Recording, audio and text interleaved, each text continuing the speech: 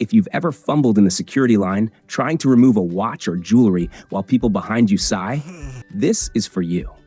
That moment sets the tone for your whole trip, stress or smooth, and your body can start hurting before you even reach the gate. Yes, the airport doesn't care how old you are, but your knees do. Today, we're not talking fashion. We're talking what to wear so your joints hurt less, your legs swell less, and you don't get slowed down at security. In the next few minutes, I'll give you 7 outfit swaps seniors should make, plus 1 practical item you should avoid completely, because it seems harmless until you try to use the airplane bathroom during a little turbulence.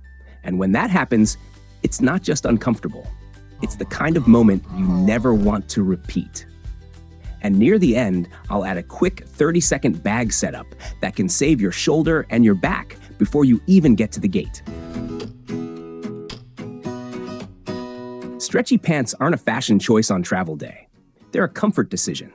Up in the air, your body expands a little. Nothing dramatic, but enough that the wrong waistband can make you feel squeezed the second you sit and buckle in. Your stomach feels pinned, your lower back starts complaining, and you're stuck with it for hours. So give yourself some grace. Soft, structured stretch, tapered joggers, ponte knit trousers, or polished leggings that move with you. No belt digging in, no stiff button you regret. If you have to hold your breath just to sit down, those aren't flying pants. You should land, stand up, and think, okay, I can move. You know that moment after landing, when you stand up and your legs feel heavy, your knees feel stiff, and for a second you're a little unsteady? That's what a long flight does. You sit still for hours, the cabin is tight, and your circulation slows down, so your ankles swell and your whole lower body feels like it's wearing weights. Compression socks are the boring fix that actually works. They help keep swelling down and take away that heavy leg feeling, so when you stand up, you feel steadier and more normal. If you're flying over 3 hours, or you tend to get swollen ankles, this is the most worth it item in your whole outfit. They don't need to be glamorous, just comfortable and snug.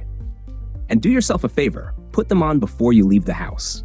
Trying to wrestle them on mid-flight in a tiny seat is a comedy nobody enjoys. But even if your legs feel better, if you get cold and your joints stiffen up, you can still feel stiff the rest of the day. Airplane cold is sneaky. You feel fine. Then 10 minutes later, you're hunched up like a startled turtle, shoulders tight, knees stiff, thinking, why does my body suddenly feel 20 years older? So do it in 2 moves. A breathable base, then 1 light layer you can put on and take off without a fight. Keep it within reach too, because the faster you fix the temperature, the less your joints lock up. And skip anything fussy. If your clothes are turning into a wrestling match in that seat, you're not resting. You're just surviving. Here's the moment a lot of older travelers quietly dread. The seatbelt sign finally turns off, the aisle is packed, the plane hits a little bump, and you're walking into a bathroom the size of a closet, trying to move fast and stay steady, while your hands are like, yeah, not today. And remember that practical item I teased at the beginning, the one that seems harmless? This is it, the metal buckle belt. It's fine on the ground. In the air, it turns the bathroom into a whole situation. Here's my bathroom rule. If your hands shake even a little, a stiff zipper or a metal belt will absolutely betray you. Suddenly, you're taking a little dexterity quiz you never signed up for. If you've ever been in there quietly thinking, please don't hit another bump right now. Yeah, you already know. So make it easy on yourself. Skip the metal buckle. Go with a smoother waistband you can handle quickly. Keep the closure simple. And don't wear anything that makes the bathroom feel like a hand coordination test. And speaking of tight spaces and slick floors, your shoes are what decide whether you feel steady or shaky. Airports are full of little balance traps, slick floors, tight crowds, and people who stop without warning. That's when the wrong shoes make you feel unsteady, especially when you're stepping onto a jet bridge or standing up after a long flight and your legs aren't fully awake yet. This isn't about speed, it's about stability. Go for shoes that slip on and off easily, but still hold your heel in place. You want a secure fit, a grippy sole, and something you can walk in without that tiny might slip feeling. A supportive slip-on sneaker or a low-profile loafer is perfect, as long as it's stable, not loose. And skip flip-flops, not because they're gross, but because they don't give you control. In a crowded terminal or a slick bathroom floor, you need traction and support, not a flimsy strap and a prayer. Shoes handled? Good, because a lot of older travelers still get slowed down at security for a different reason. Their outfit is making them do way too many little steps. That little beep at the scanner can feel way louder than it should. You're finally in the home stretch, and then you get the "ma'am, step to the side" wave while everyone else keeps moving. And the awkward part isn't the rule, it's the scramble. Shoes in one hand, boarding pass in the other, your bag half open, and now you're doing tiny fiddly tasks in public, like you're trying to perform surgery with mittens on. Two things cause this more than people realize: fussy jewelry and too many pockets. A little clasp, a stacked bracelet, or one forgotten item in a random pocket, like a small metal pill case, is all it takes to trigger the stop.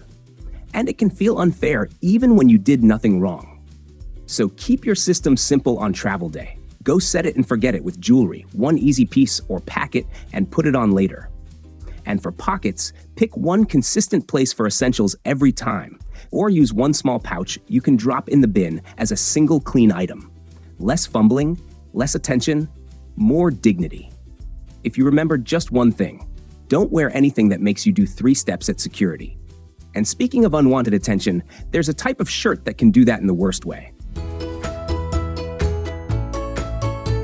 This one gets older travelers all the time, not because you're trying to be edgy. It's the Souvenir tee you bought because it was soft, comfy, and a nice memory, and you never stop to decode the words or symbols. Problem is, translations don't travel well. A design that looks harmless can read rude, political, or just plain awkward in another airport, especially on international connections. So here's the rule. On travel day, wear a top you never have to explain. Pack the Souvenir shirt and save it for after you land, because "I didn't know what it meant" is a rough conversation to have at a gate.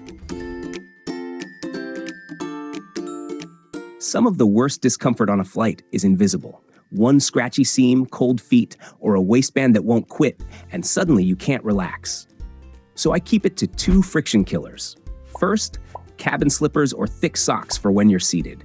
It's like telling your feet, "Okay, you can unclench now." Just remember, slippers are for your seat, not for walking around. If you get up, put your real shoes back on. Second, underwear that doesn't pick a fight. Smooth, breathable, and no angry seams. Because nothing ruins a flight faster than realizing your waistband has been arguing with you since takeoff. Here's my little rule. If you keep adjusting it in your seat, it doesn't belong on a plane. Here's the trick. There isn't one perfect airport outfit. The right outfit depends on what this flight is going to do to your body. On a long haul, your clothes need to let you sit for hours and then stand up like a normal person. On a cold arrival, your outfit needs a fast warm-up plan the second you step off the plane. On a hot arrival, you need to stay covered enough to survive the cabin air, but not step outside feeling like you're wrapped in a blanket. Here's my quick rule. If it's a long flight, I'm going stretch waist, compression socks, and one easy layer. If it's a short flight, I keep it simple. Shoes that slide on and off, and as little metal as possible. So before you leave the house, ask one question. What's the hardest part of this flight going to be for me? Dress for that, and you'll land feeling like you planned ahead, not like you just survived something. You feel it before you even get to the gate. The carpet fights your wheels, you lift the bag onto the scale or the belt, your grip slips a little, and your shoulder reminds you, yeah, we're not 20 anymore. Then you finally sit down and realize your back is slightly crooked because one strap has been dragging you sideways for 30 minutes. For older travelers, the bag isn't a style choice, it's a body choice. So go for a carry-on setup that doesn't make you pay for it later. Something light, stable, and easy to control. If it's a shoulder bag, it should sit close and not slide around. If it's a roller, it should roll smoothly without you yanking it like a stubborn dog. And the biggest rule? Your essentials can't be buried. Meds, glasses, ID, a tissue, a snack. Those need to live in one easy-to-reach spot so you're not digging at the bottom like you're searching for a lost remote. The less you bend, twist, and rummage, the better you'll feel.